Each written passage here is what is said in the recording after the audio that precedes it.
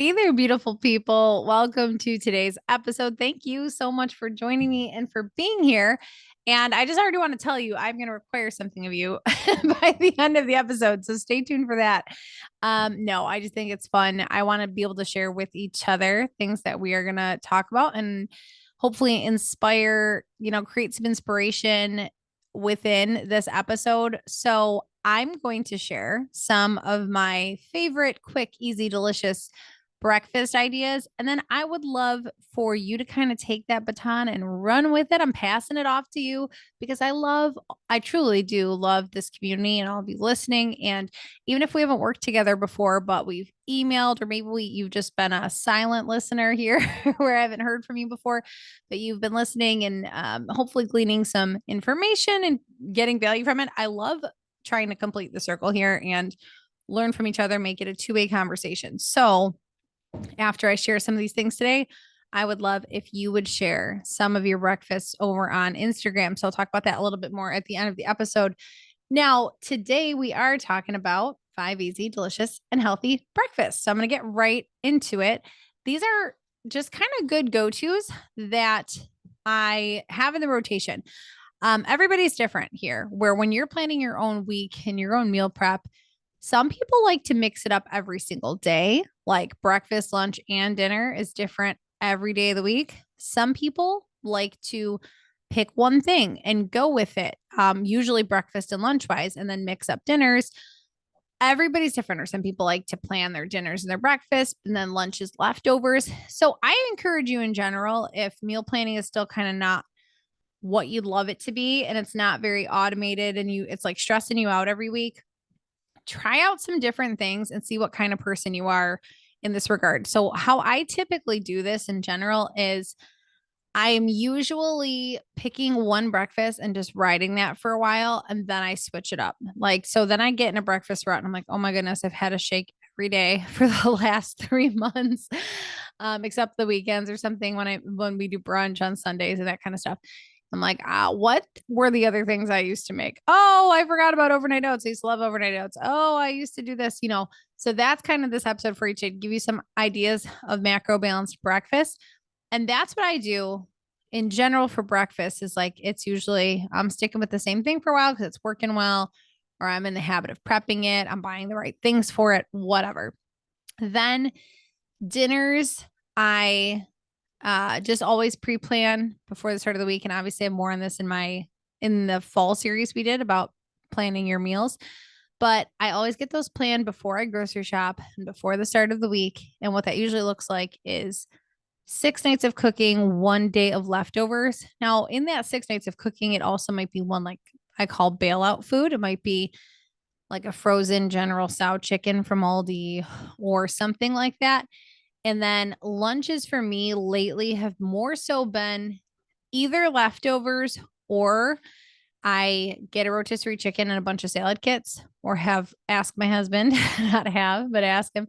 He's usually in charge of the grill. Sometimes I grill too, but grill up a bunch of chicken on Sunday or Monday for dinner. I just plan it as dinner, have him do a bunch, and I have that all week that then I can mix around. Like I can toss it in a wrap, I can have it with a salad kit, whatever. That's usually my MO for lunch is either leftovers or something very easy grab and go like that.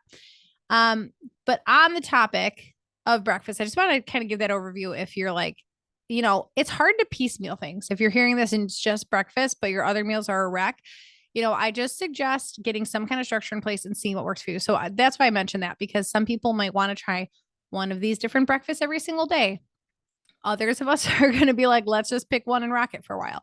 So maybe jot these somewhere so you can refer back to it, put it in a notes on your phone or put it on a post-it on your calendar or in your recipe book, whatever. So, oh yeah, like I'm sick of what I've been eating. What were those other breakfast ideas? You can refer back to it. So number one is overnight or hot oats. Now, if you're just hearing that thinking, great, that's like 120 calories, 150 calories, whatever. How is that going to keep me full? In all of these examples, I'm looking for a macro balanced plate, which whether you're actually logging this in and plugging it in or not, or just looking at your plate visually, you want to have a carb, a fat, a protein, and ideally a green or vegetable present at every meal. So this is a very big distinction because I have trained people who many clients, and most recently my one sister who was like, I don't know how you get full off protein shakes, because like I was trying to do the protein shake thing for breakfast and it wasn't working. And I was like, okay, what are you doing?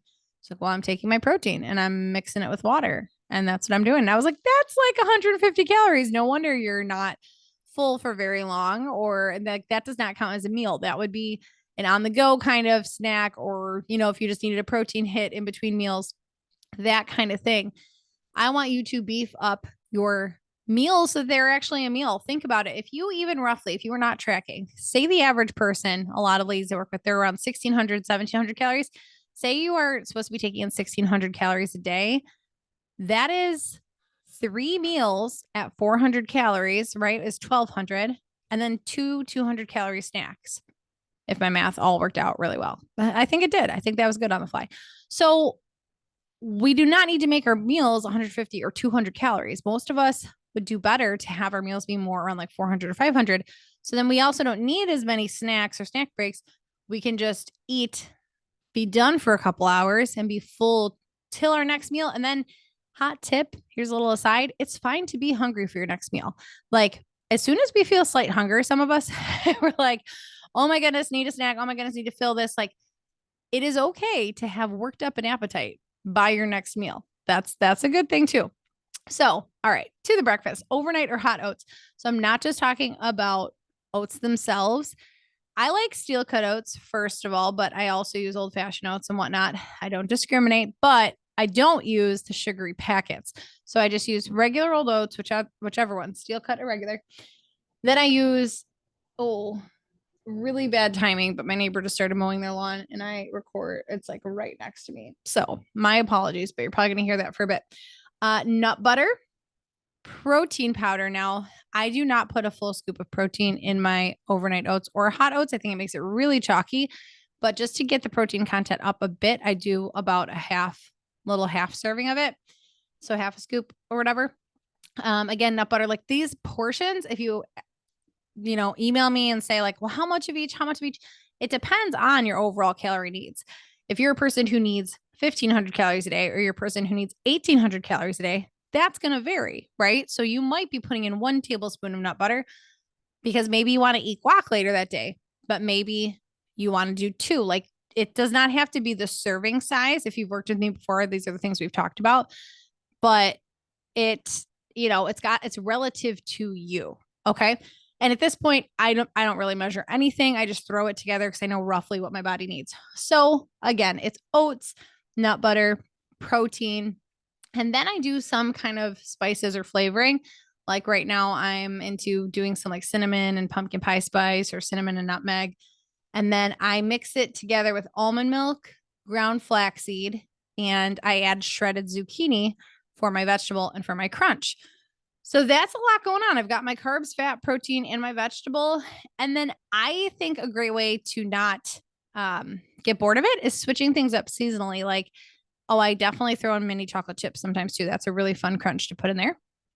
But sometimes then I've actually done like pumpkin instead of almond milk, or banana. Some people mix theirs up. Instead of using milk, they might use Greek yogurt or banana or pumpkin. I had one client who did butternut squash in hers and loved it. I've never tried that personally, but you can, get creative with it. I'm sure there's a million Pinterest recipes for overnight oats or hot oats. I was just talking with a friend about this a couple weeks ago, but really need and want to get back in the habit of just prepping like 4 little overnight oat containers in a row, because usually they stay pretty well for at least, I'd say 3 days, maybe.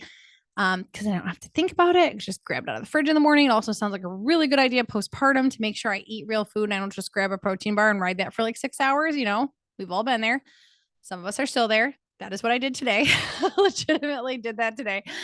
Grabbed a protein bar because I ran out of time. We were out of the house until like 2:30, and I was dying by the time I got, not dying, but I had surely worked up an appetite by the time I got home.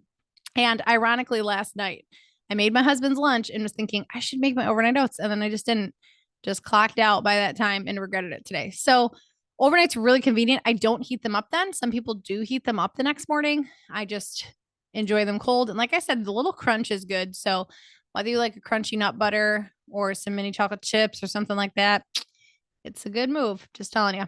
All right. Number 2 is Greek yogurt, protein granola, flaxseed. And then I drink a greens powder if I'm doing this. So I do think it's great to get your vegetables from food as much as you can, but sometimes breakfast is just weird to work vegetables into.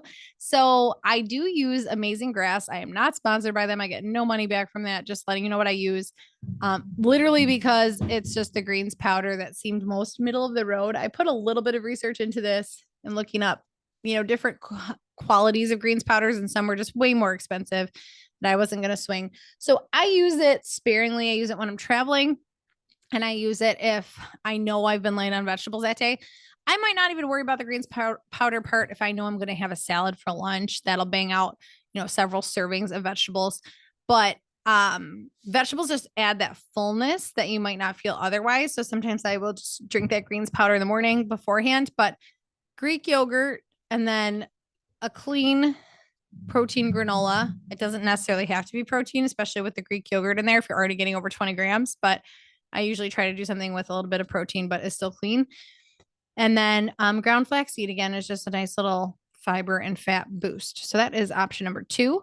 And option number 3 is a good old fashioned shake. So I just want you to go ahead and skip this one if you know you hate shakes, because this is, I think, one of the biggest myths in getting healthy or people who start strength training, where all of a sudden they're like, well, do I have to have shakes? And I really think I'm going to throw the ball in this court here, that I think this idea was kind of promoted or started or whatever, maybe a misconception with the whole Beachbody like phenomenon, because I feel like all of a sudden it was like, if you work out, you've got to drink protein. Like, here's my shake. Everybody posting the shake every day. And the truth is, if you hate protein shakes, don't do protein shakes. That's totally fine. You don't have to.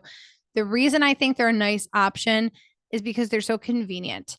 Yesterday, I could not fathom throwing together a lunch for myself, but at the point that we were already at in our day of homeschooling and life and whatever. And I was like, I just need calories in my body right now. I think I'm just really letting you guys know where I'm at this pregnancy. I'm like, okay, I can't muster up the energy to make my overnight oats for tomorrow. I cannot fathom putting together a lunch. Like, we just need to get calories in the body. So I just made a shake, and I haven't had a shake in a really long time, but I like it for that reason. It's easy. It gets the calories in. It's easy to balance the macros out. Kelly LeVeque is somebody who I talk about a lot in her approach to shakes. She has a book called Body Love, where she talks about, I think she recommends, I could be making this up, it's been a while since I read it. I believe, though, that she recommends having a shake every single day as one of your 3 meals, just because of the convenience factor. And again, take it or leave it. If you hate them, get some other food instead. You absolutely don't have to do this, but they're convenient. So that being said, my usual little go-to there is frozen banana. And this is what I did yesterday. Frozen banana, protein powder, milk of choice. And I usually use almond milk here. Nut butter. I used peanut butter yesterday, and flaxseed. Again, sometimes I actually take out the flaxseed if I don't feel like it being a little more like, what's the word? Grainy. So that one I take relief on this, usually frozen spinach, and you could add Greek yogurt if you want. Sometimes I add some, raw cacao powder if I'm using vanilla protein and I want it to be a little more chocolate peanut butter action kind of thing. I will say, I do put a little bit of ice in too. I do highly recommend using frozen spinach. And some of you I know like to use like frozen kale. Kale is a texture I cannot get past in my shakes, so I don't do that. But I will tell you, this was a different sister and I were talking about it the one day. She's like, I cannot put spinach in my shakes. It's disgusting. And I was like, yeah, but do you use like fresh or frozen? She's like, I fresh. And that is where I'm like, okay, yeah, you get the full taste and texture of, in my opinion, the raw spinach. When you do that, I like to freeze it because I just think it makes it taste more icy. I don't taste the spinach at all. So again, convenient, easy, portable. You can take it with you. All right, 2 more for you. Number 4 is an omelet or an avocado Ezekiel bread, an egg situation with bacon or sausage. All right. I jotted this note down like a while ago when I came up with these 5. So I really should have pre-read through that. But essentially, I'm talking about having some kind of egg mixture combination with avocado on an English muffin or on Ezekiel bread with some bacon or sausage. This is my absolute favorite breakfast option. I have gone through the bougier seasons of my life where I have made time to like have this before the kids, or I make it kind of right before they get up. So when they're going to eat breakfast too, mine's already ready, but I'll eat it with them. And I just do the egg and egg white combo together, cook that up, melt some cheese on top of it at the end, toast the English muffin or the Ezekiel bread. I throw the bacon like right in the pan with the eggs when they're like almost done cooking. So it doesn't like run all over the place, but like the eggs are already pretty contained. You know what I'm saying? And it is beautiful. More often than not, this is something I do for lunches sometimes when I am at home and I feel like taking that extra 10 minutes. Also, when I don't usually have another protein prepped, if I don't have grilled chicken or rotisserie chicken or something, and I'm like, shoot, I need a protein, I will do this a lot of times for lunch. I have not done it in a while. I should. It's making me want to. I think this is going to be a great when my husband's home for a couple weeks with after the baby. This might be the request daily when he is ready to help out in that area. But it's great. It balances out all your macros. Maybe it's a good weekend breakfast for you too. If you're hearing this thinking like, I've got to get kids out the door. Like, what is this lady talking about? You know, bookmark this for a weekend kind of thing. But it fills all the categories. You got your carbs, your fat, your protein. Again, ancient greens are great. We talked about that a little bit last episode. So that's why I really like Ezekiel bread there, or, you know, whatever, any bread of your choice, really. And lastly, this is my easy on the go meal, and it's not exciting. So I'm going to end with the not exciting one is hard boiled eggs, chicken sausage, and berries. Now, you could also toss in the greens powder to get some greens going. Hard boiled eggs are those things that when I was teaching full time, I used to just make a bunch of at the start of the week, and then I'd peel them all so I didn't have to go through that every morning, which is a pain in the butt, but still, that's done.